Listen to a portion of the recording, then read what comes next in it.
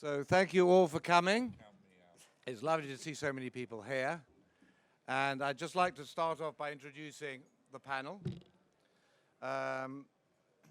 Where I always think cinematographers are like jazz musicians. We travel the world and jam on everybody's rostrums. And here we have Ed Lachman all the way from Los Angeles, who's come very kindly to speak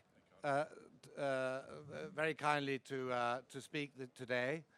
I'd like to tell you that he is this year, for his film that we'll see clips of and he will talk about, BAFTA nominated and Oscar nominated. So congratulations for that. Thank you.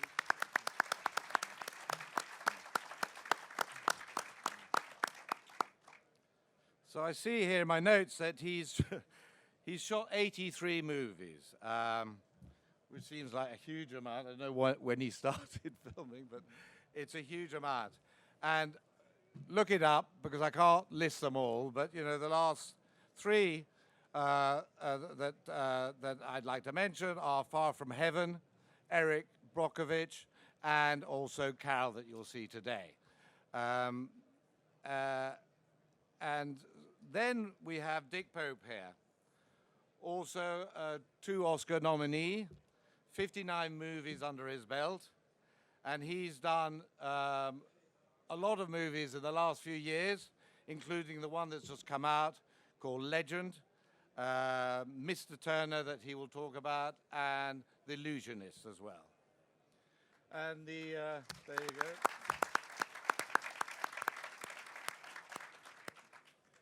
And the spring chicken amongst us is Christopher Ross here, who has done 36 movies. He won last year the BSC, very prestigious BSC Cinematographer's Award for Blackout. A film that's just coming out now is called Dad's Army, Sex, Drugs and Rock and Roll, and Sense of Ending, which hasn't come out yet, is what he's just shot.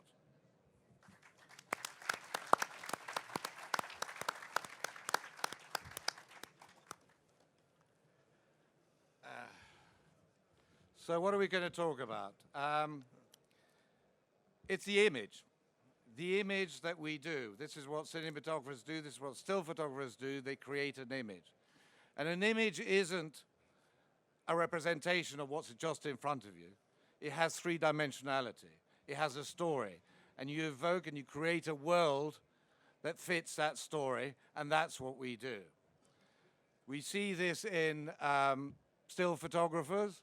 You look at a Diane Arbus photograph and see a boy screaming with a toy grenade in his hand in the middle of Central Park. It tells you more than the image itself. It gives you stories that goes behind it.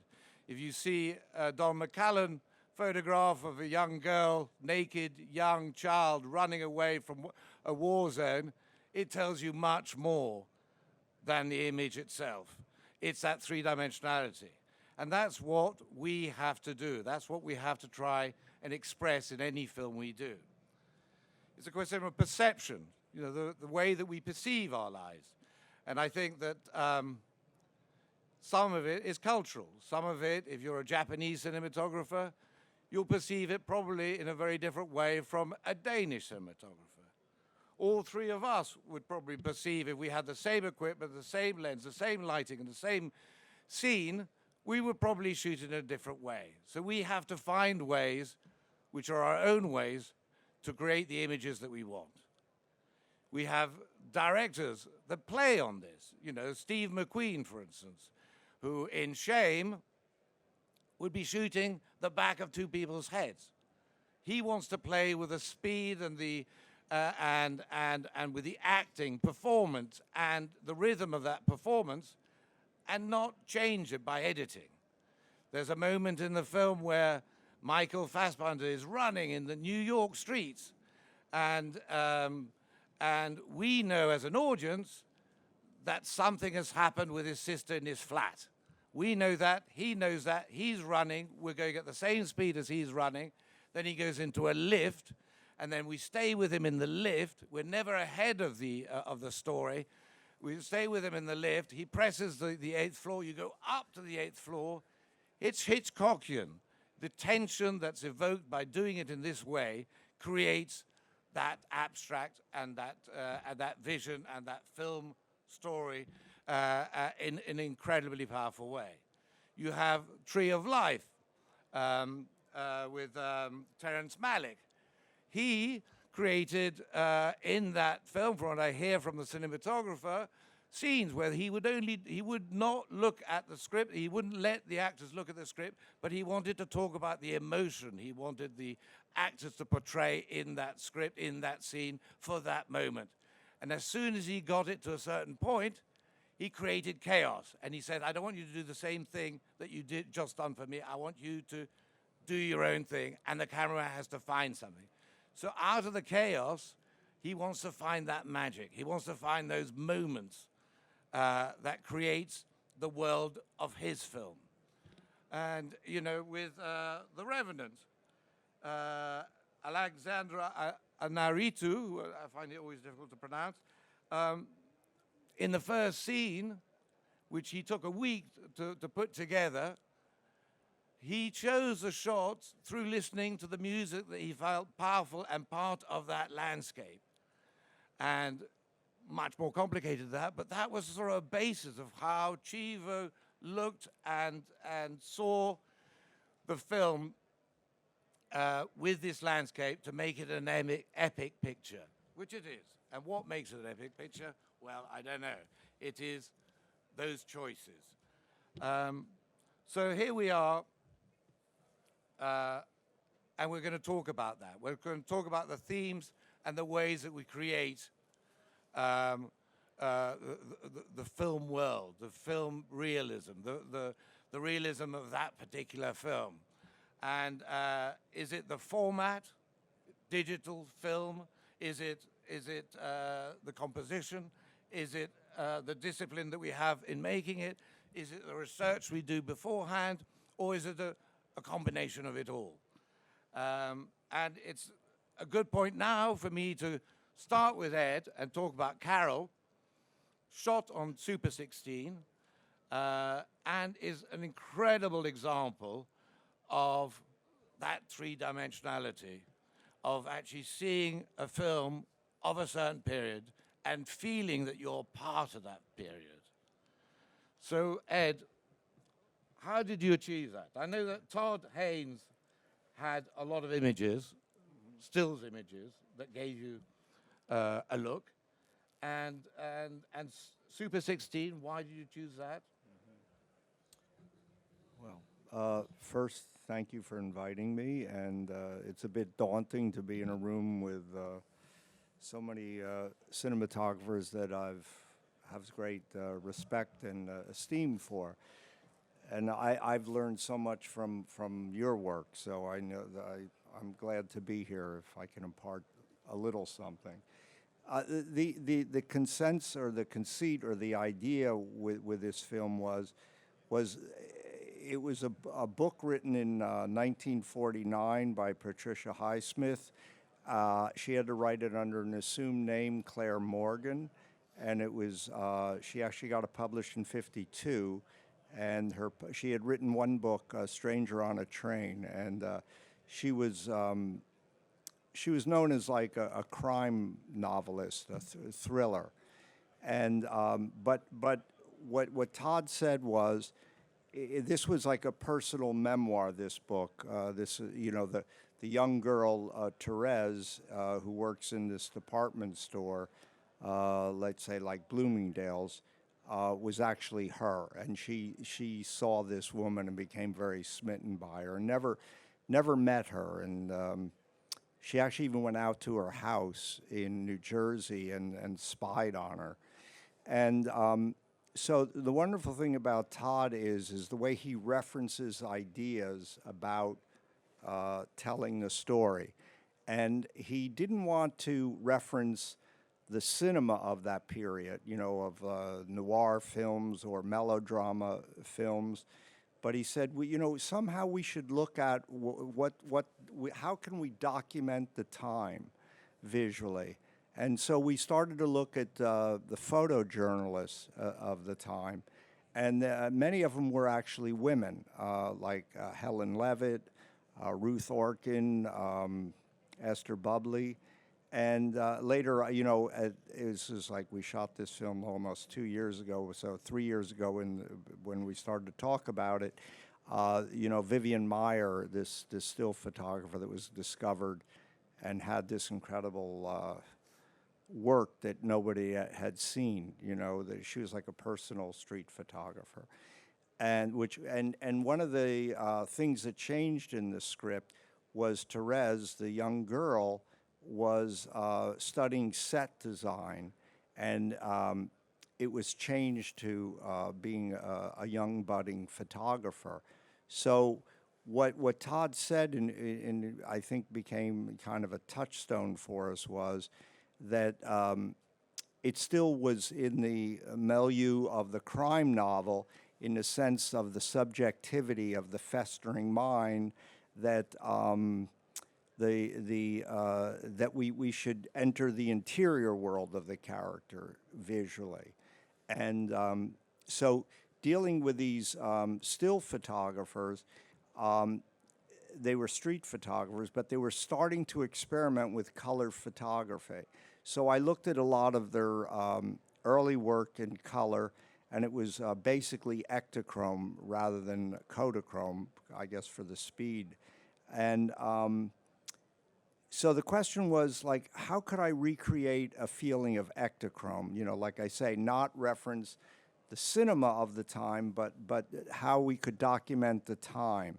And so that's when Super 16, we discussed 2-perf, but what I liked about Super 16, we had done it with Mildred Pierce, but for the small screen, and then we did screen like one segment of it, and when we saw it, we were like enamored by the feeling of the 16. And I had worked with 16 and, seen Dick Pierce's work that he had done, Vera Drake, and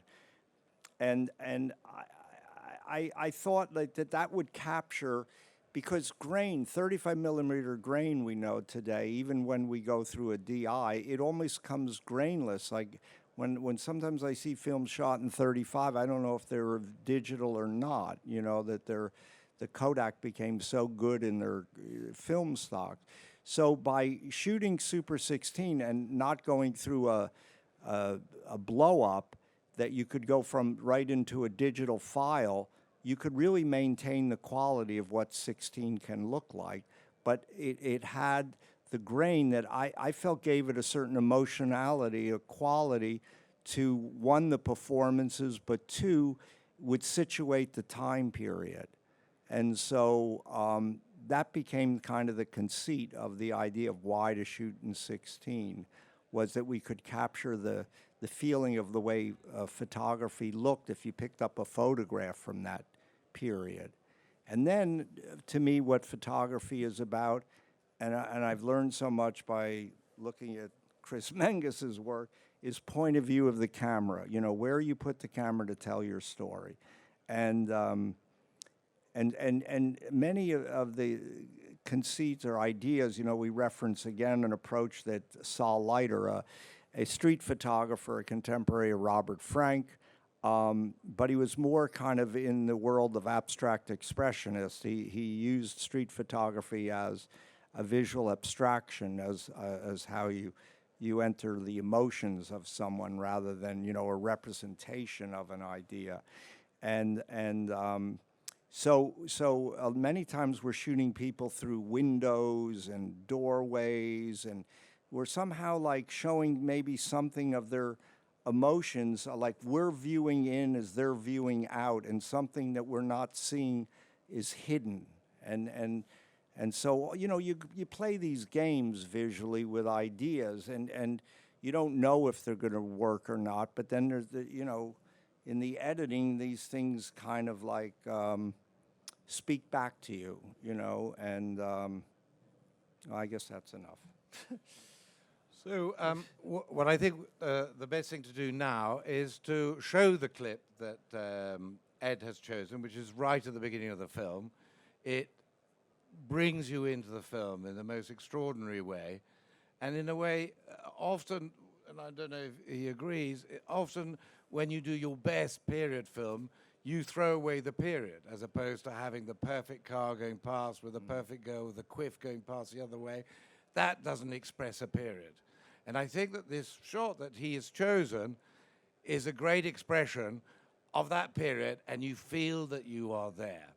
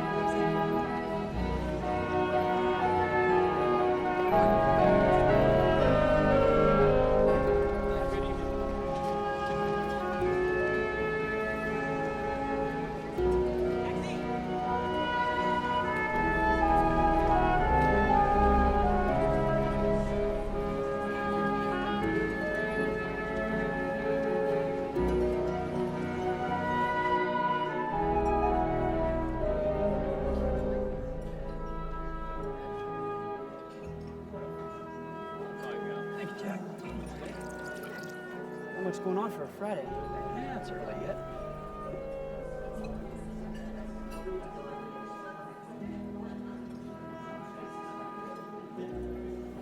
Say, Cal, make that a double, would you? Sure. What are you in a hurry tonight? And one for yourself. I gotta make a call. Oh, thanks, pal.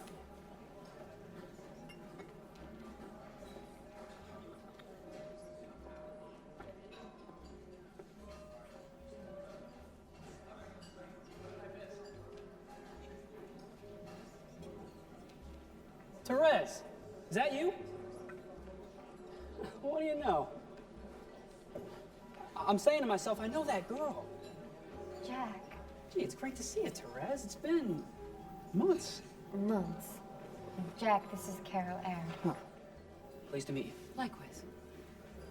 Well, hey, Ted Gray's meeting me here, and a bunch of us are heading down to Phil's party. You're going, aren't you? Yes, I just plan to get there a little. You two go ahead. You coming along? No. I have to make a few calls before dinner anyway. I really should run. Are you sure? Of course. Well, then it would be great to catch a ride. Yeah, sure. You two have a wonderful night. Nice meeting you, Jack. Nice meeting you. All right, well, let me go make sure the loaf's on his way. Back in a flash.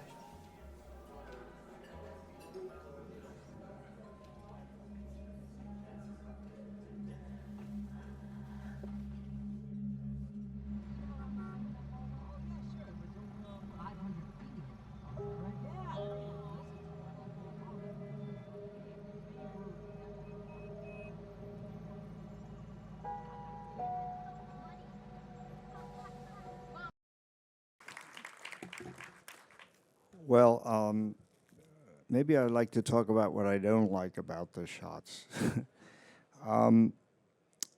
that crane shot, we thought that would be, well, it was, but we got it in about the fourth take. Obviously, the problem is you can't lay track on the street because the cars are, the taxis, traffic's going across. So we rigged a 30-foot Luma crane on a camera car, and I have a really great grip, Jimmy McMillan, who orchestrated that shot. And but there's two things in that shot. One, I don't think it was the best take, but that's always out of our hands when they decide the performance. I like to have held a little longer on the subway. That was all in Cincinnati, so we created the feeling it was a subway. I always like playing with different color temperature, so I put fluorescence in that hallway that makes it look like they're coming up the stairways of a subway. But the problem I have with the shot, which I probably could have corrected in the post, but I only had like 2 weeks for the film we shot in 35 days, so it was still a very tight shoot. And the post, I only had like 2 weeks in the color correct. But, when the camera is moving up at the end, I'm hitting my light. It's not from the lamp. It's like, a 10K off of a building. And I probably could have corrected that and done windows. So that's something I don't like. The other thing I never like in night shots is when you can't light all the streets, and so it just goes dark. It's just like the light's in the foreground, but then there's no light in the background. So I got a little trick there because generally, you scout with the director, and they says we're only going to see these 4 streets, and then you get there and it's like 8 streets. So that's always a complication for us. And one way around it, I have a great gaffer I've worked with for like 15 years, John DeBlau. We have little putt-putts.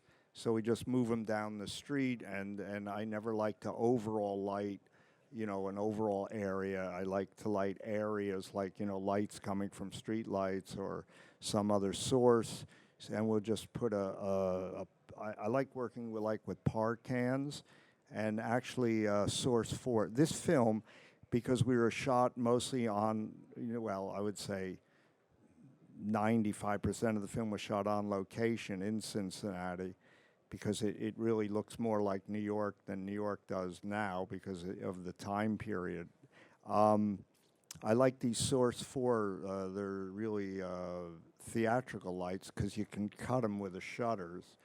And then I just use paper Chinese balls with on rheostats and pin them up, in these ceilings or rooms where I could. So, but obviously in Super 16, I still like to give a good negative. I still like my lights in the 40s. But the infrastructure of film is becoming more and more difficult because, there aren't timers anymore because they don't have enough work in the lab. So it's kind of like you're doing this blind. I never saw really dailies. I saw them weeklies.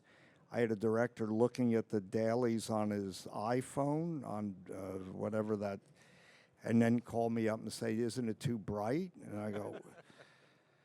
So these are the difficulties in shooting in film, that the infrastructure is in there. It was very hard to find a loader because that's an entry position for camera crew.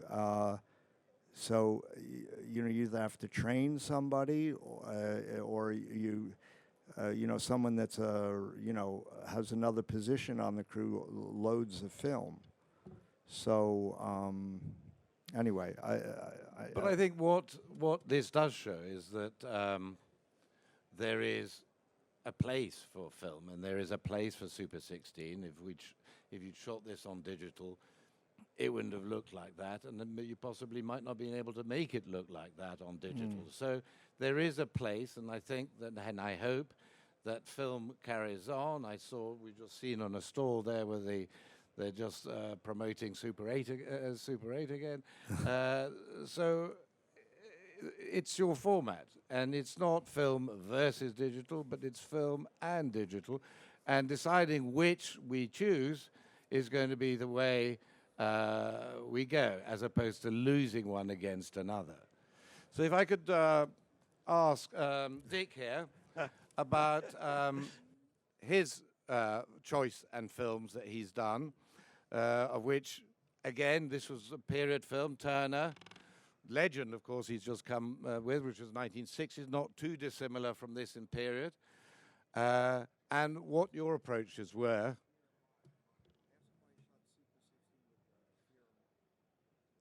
Vera Drake.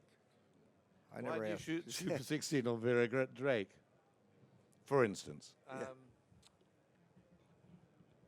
Can you hear back there? Is it Is it on? traveling? Yeah. There we go. All right. I can't remember. I remember being disappointed that we were going to shoot it in 16. And it was mostly, in fact, I'm sure it was 100% budgetary, the reasons why we shot it in 16. All the rest of the kind of stuff about it brought out the grain of gritty London streets in post-war. That all came later when it was a success. But at the time of shooting it, it was 35 wasn't viable because the budget was too low. So there was no digital choice then. Oh. So I reluctantly agreed to shoot it on 16, and then it had. I used to wince when I saw the dailies. I used to wince at the grain structure. But there we go. I got on with it, and we did it like that. And in a way, it was a bit of a bonus because we were in tiny rooms, and real locations, and the size of the camera. And that's a bit of a bullshit thing anyway, because the Arri what was I using then? Movie cam. The movie cam light's pretty small. But anyway, we did it on Super 16. Then the film was put into competition at Camrimage, and I won, right? I won, but I didn't tell. I was ashamed, and I was ashamed of it being on 16 with all this amazing number of DPs there who'd shot big budget films. They laughed at the idea of 16. And so I kept quiet about it, and not one person ever said to me out there, wow, that was done on 16, right? I didn't say it to them, and they didn't say it to me. They just accepted it. And I won the main prize. And then I sort of rewrote history, that we chose this film because of its it chose Super 16 because it had this urban grit, this post-war London down and dirty look, and I rewrote the history of it, and that was the story of that. But when I look at it now, because sometimes I do seminars and masterclasses and whatever, and I put Vera Drake up.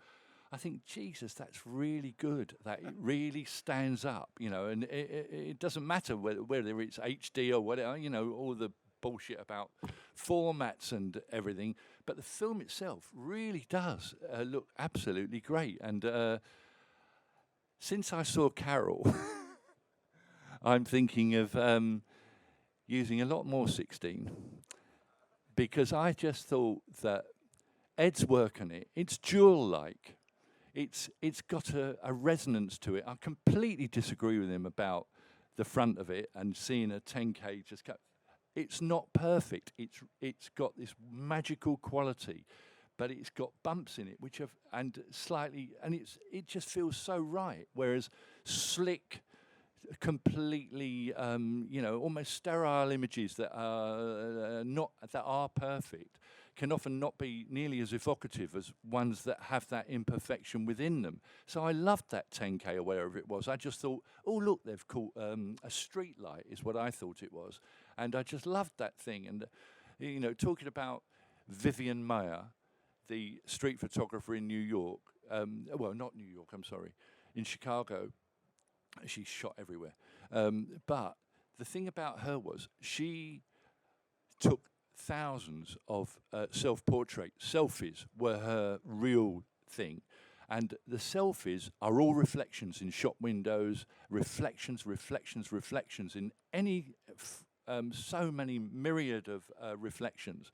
And I saw that before I read a thing about it. When I was looking at Carol, I was thinking, Vivian Maier. So many reflective shots. I mean, the film is jewel-like, and it emboldened me to do another one on 16. In fact, I'm talking right now to a director about shooting at least elements, which would probably be 30% of the film, on 16. I just loved what he did. But, you know, I just want to say this to a lot of you aspiring DPs, etc., and that is that the choice is often not yours. When I go up for a film, for a start, right, you could say the basis of what we do as a cinematographer is to translate the director's vision onto the screen.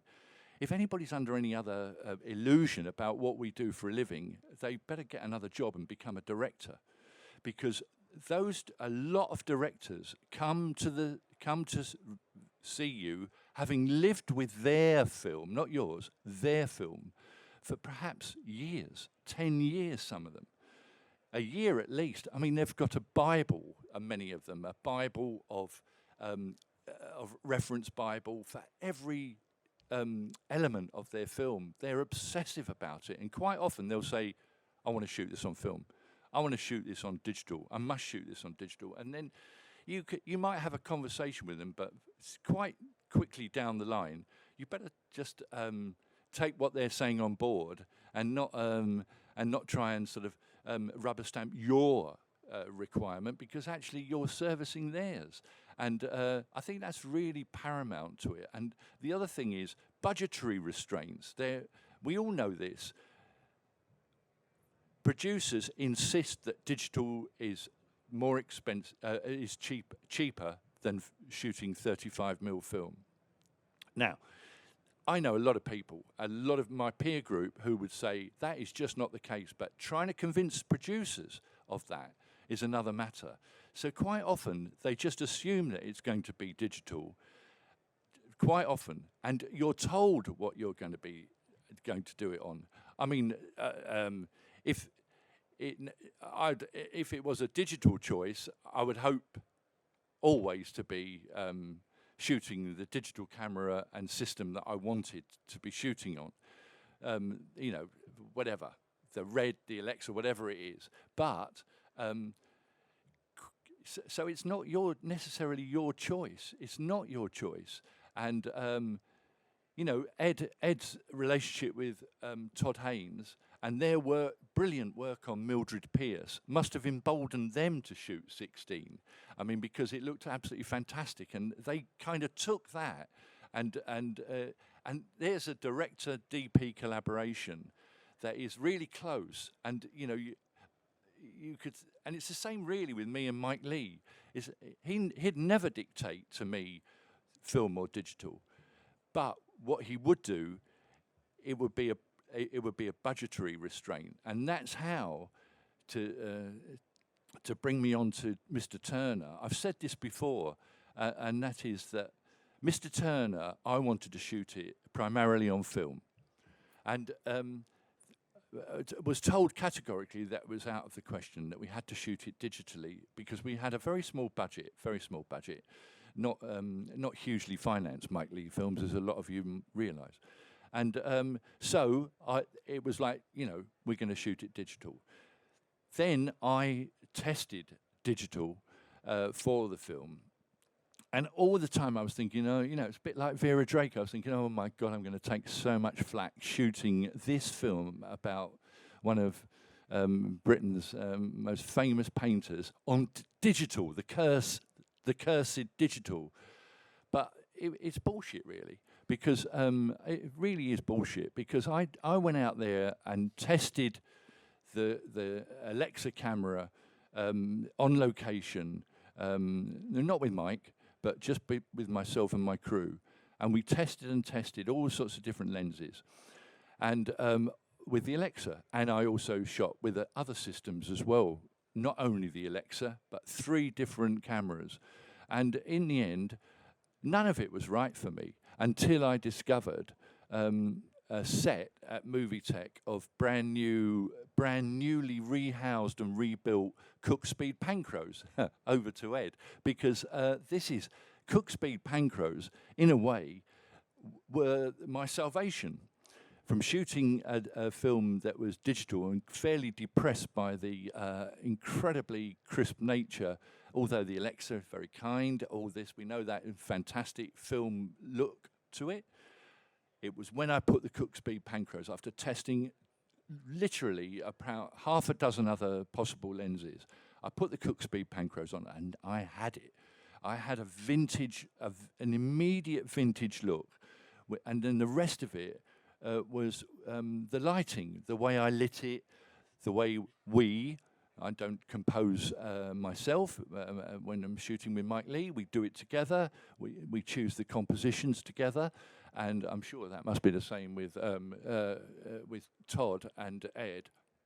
It's a really close collaboration we're talking about here, like Roger Deakins and the Coen brothers, and now Denis Villeneuve.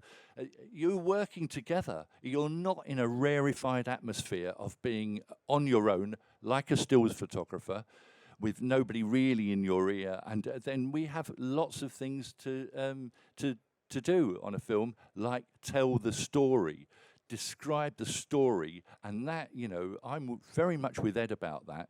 I learned huge amounts of watching Chris Menges' films and the way that he would compose and move the camera or not move the camera, and the motivation of moving the camera and telling the story would be from what the actors were doing, not, you know, self-supporting, oh, let's do a big crane shot here. Nothing like that. Chris Menges came out of a documentary background. A lot of us did, but he was the master of where to put that camera and how to describe a story through where to put the camera. So all that has got nothing to do with digital or film. And in a way, so it shouldn't. So I think really, Legend, I shot Legend on 35 on digital. Although in a way, it's almost the same period as Ed's film, A Carol. But here was a really visual, a load of visual effects, one actor playing both brothers. Incredibly important that a really good monitoring system was on the set, the whole post-production thing. So I shot Arri Alexa open gate, and there was a lot of manipulation in the images to homogenize the 2 brothers later. And that we needed, and it was spherical. At first, I looked very, very closely at doing the film in anamorphic, but it gave me no room around the frame to be able to diddle around with it later on. And what you saw is what you got. So in the end, I went spherical, and very glad I did, when we were able to manipulate the image, reframe where necessary. Somebody else didn't do that. I did it. I did it with the director sitting next to me. So it was still my compositions from the camera perspective, but it was a collaboration of having to reframe and having the fantastic facility of being able to zoom in and reframe by using open gate. So every film is different. Did you ever think of using Pancras in this case as well, because a period film and might have given you a period look? I didn't want a painterly look for the film. I didn't want something that evoked. I wanted it to be really accessible now. It didn't seem appropriate. I didn't want super sharp images. I used Cook S4s. I mean, Cook would wince at me saying that, because of course they are super sharp, but they're also very kind on skin and quite forgiving in terms of texture and skin tone. So I always, in a way, use Cook S4s, and I've always loved them. But I didn't want a sort of a film that had like in amber, stuck in aspic. You know what I mean? I wanted it to be immediate, and I did introduce that with the grading, with the DI, I introduced a look to it that seemed appropriate for it. And mostly that was originated from David Bailey's famous shot of the Cray brothers. And that was in black and white. But I took the spirit of that photograph in what I did lighting-wise and tried to evoke it. So in a way, it was kind of, the decision was already made to shoot it on the Alexa in a way.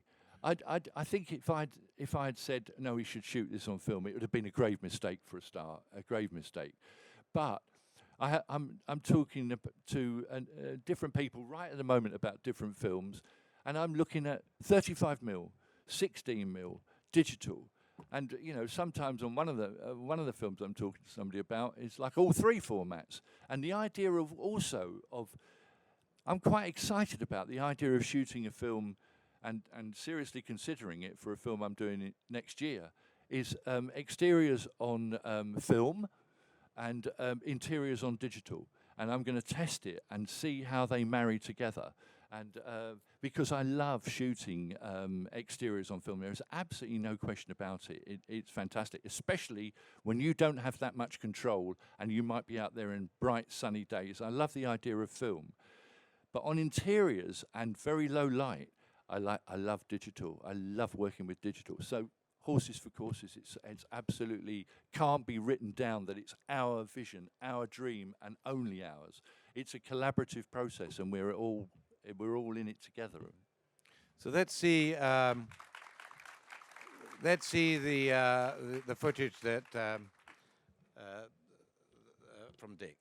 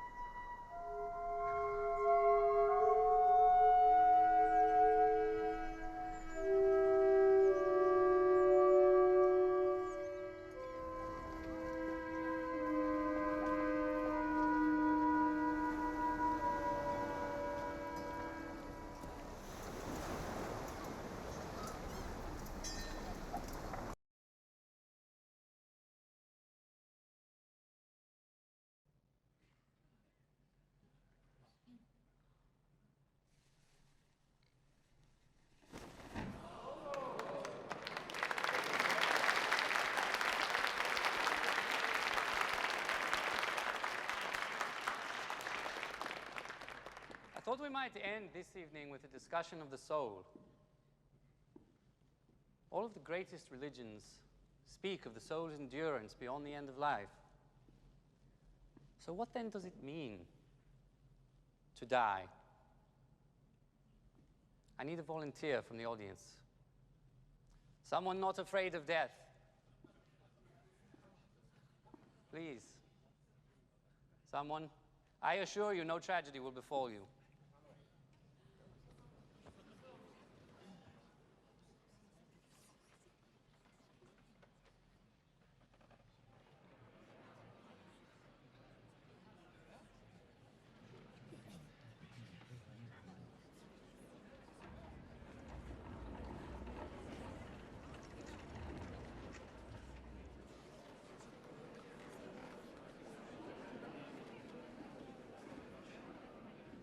It's an honor, Duchess Foundation.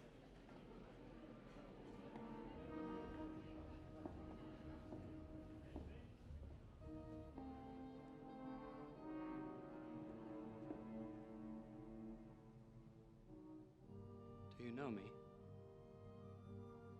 No. You're quite certain that we've never met before? Yes, of course.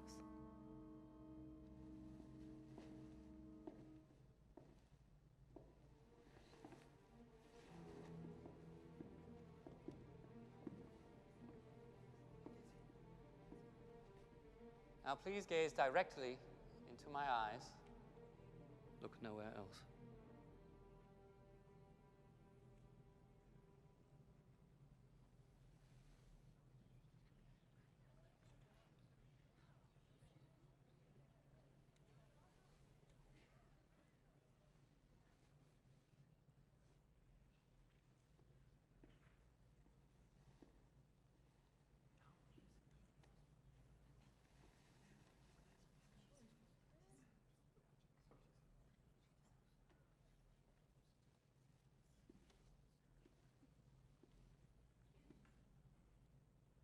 Wave to yourself. Turn in a circle.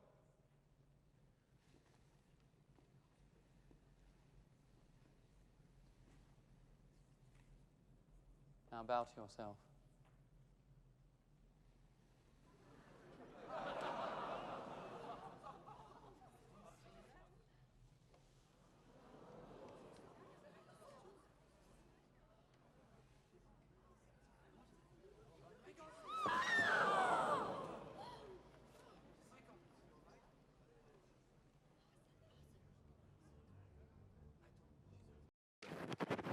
So I only showed that really because when I shot it in 2005, 2006, something like that, there was no,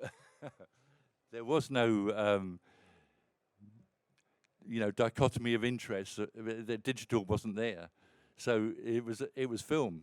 So it was either 16 or 35, and mostly 35. So and I shot that with diffusion, which I rarely do, but I wanted to, it was all in theatres, so I wanted to create a sort of, something that was sparkly, and the footlights on stages, so I shot it with a Schneider filter.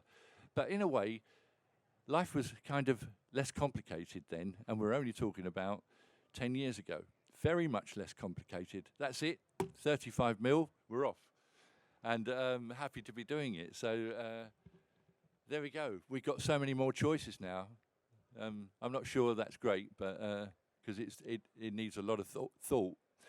But that film obviously was perfect on film and gave it was a lush sort of rich interior film and was perfect on celluloid. Thank you very much, Dick.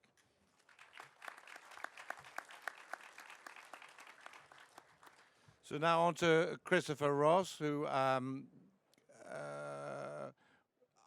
haven't seen the footage that you've chosen. So talk to me about the reason why you chose it, and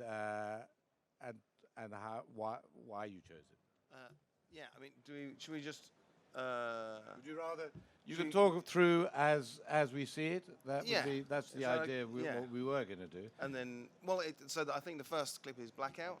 Yeah. And it was a television series a three-parter mini-series that I photographed in 2011, and it's the influences that Tom Green, the director, and I were talking about before we started making the film were that it should be a sort of a mashup of The Dark Knight, Seven, Chungking Express, and the photography of Dido Moriyama, so it's about a guy who kills somebody but doesn't remember that he's killed them, and then through the course of 3 episodes he remembers that he did it, and so there's lots of kind of quirky flashbacks where he suddenly remembers quite what he was doing that night.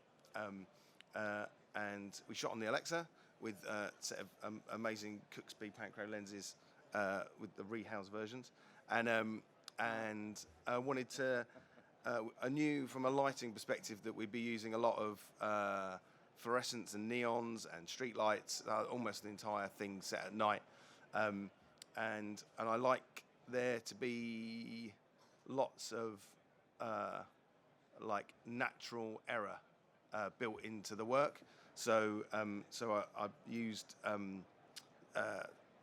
silk stockings, Fogel Noblesse stockings on the rear of the lenses, so that any time that I looked at a light source, it would flare and burn, bubble, and all the rest of it.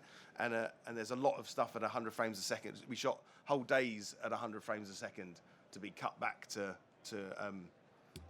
25 frames. Let's have a look at Have them. a look. And you chat away while we're looking, because you've Yeah. chosen specifically to Okay, talk about. yeah, yeah. So let's do that.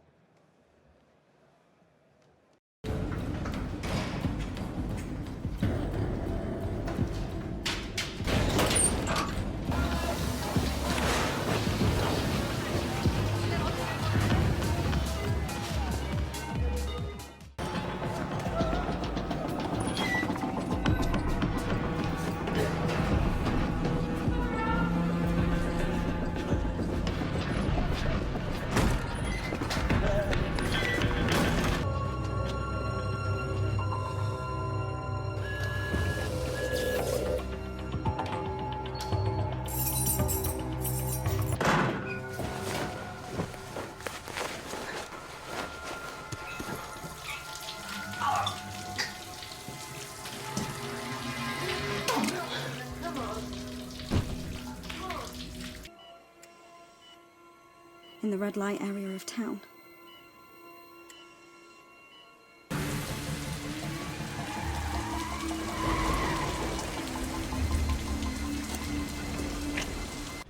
There's a woman downstairs who wants to see you. She says she knows you. She won't rearrange for another day. And what they tell me, he disappeared from the mission bell in the middle of the night with some guy. The drunks assumed it was police.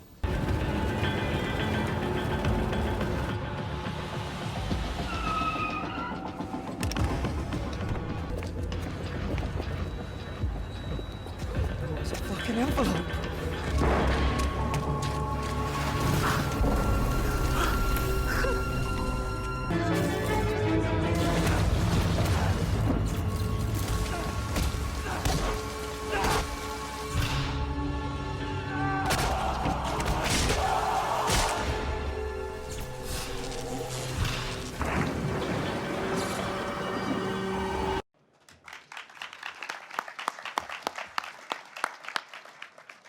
Do you want to say a few things about that? I mean, the way that the cutting and the pacing of it, how much of that was done? Yeah, Presumably after yeah. the- So Tom and I work very closely together. This was the second time that the third time that I'd photographed something with him, but the two were the same series. Anyway, we talked a lot before we started filming, and that the little sequence at the end where, which is the actual murder, recurs in the show about 8 times in 3 episodes, and each time has more clarity. So we tried to, so there's versions of that murder at 6 frames a second, at 12 frames a second, at 25, 50 and 100. and there was also, I also used a technique when we were shooting at 6 frames a second. I synced a strobe light, a strobe spotlight to the camera, and so that was only hitting the bit of the character's body that I wanted to remain still. So the whole image blurs when it's returned back to 25, apart from a fist or a face or a cheek or the raindrops or whatever. And it was that, and all of that was talked about in prep, and I shot lots of tests in in car parks and other illustrious test rooms and stuff. And then we embarked on once we knew what the murder was going to look like, which was the pivotal dramatic moment in the whole show. We then structured the rest of the look of the show around that moment, basically. Very impressive, very impressive.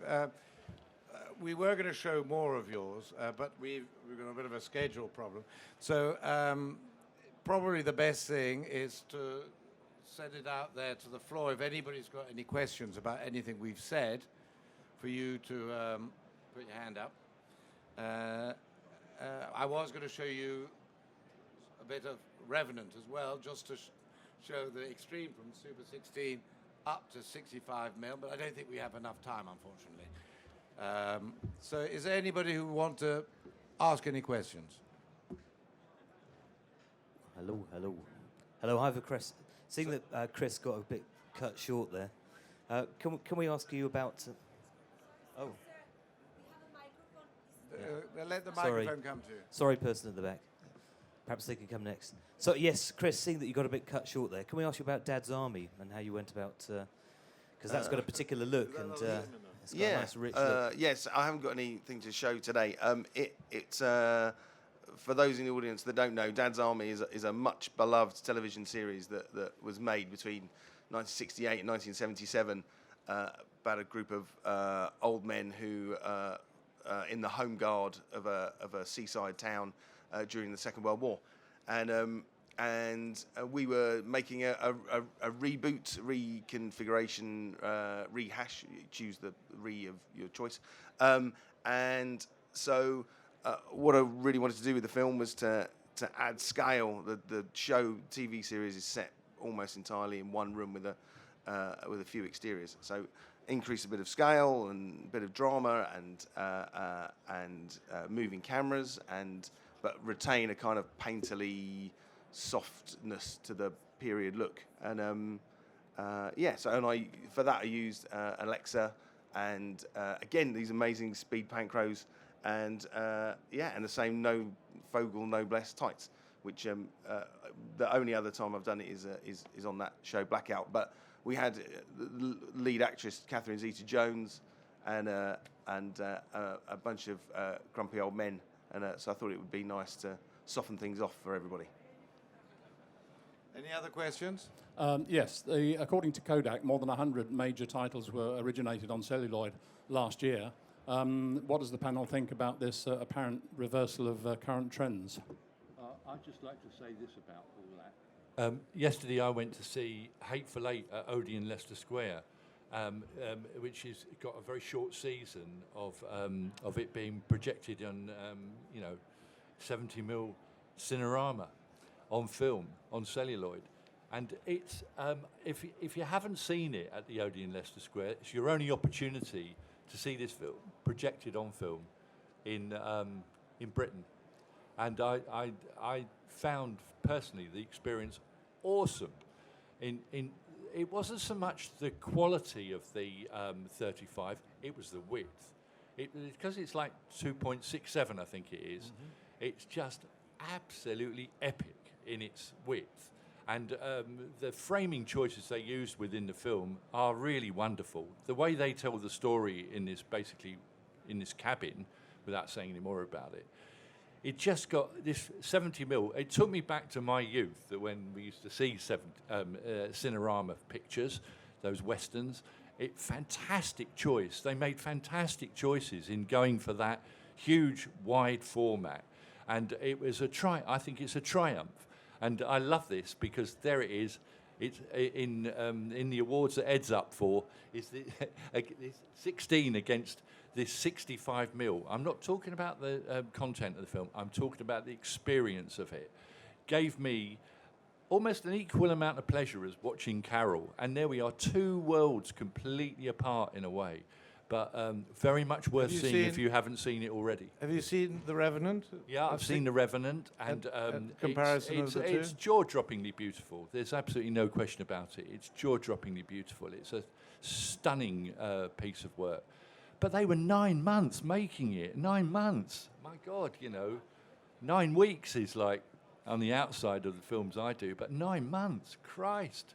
I mean, we're talking about 2 months in the grading. Ed's talking about 34-day shoot on Carol, and we don't even talk in days for what Chivo did on that. It's 9 months. And what now do you just think, get your head around that. That's the difference. What do you think, Ed, of the resurgence of film or digital or any of that?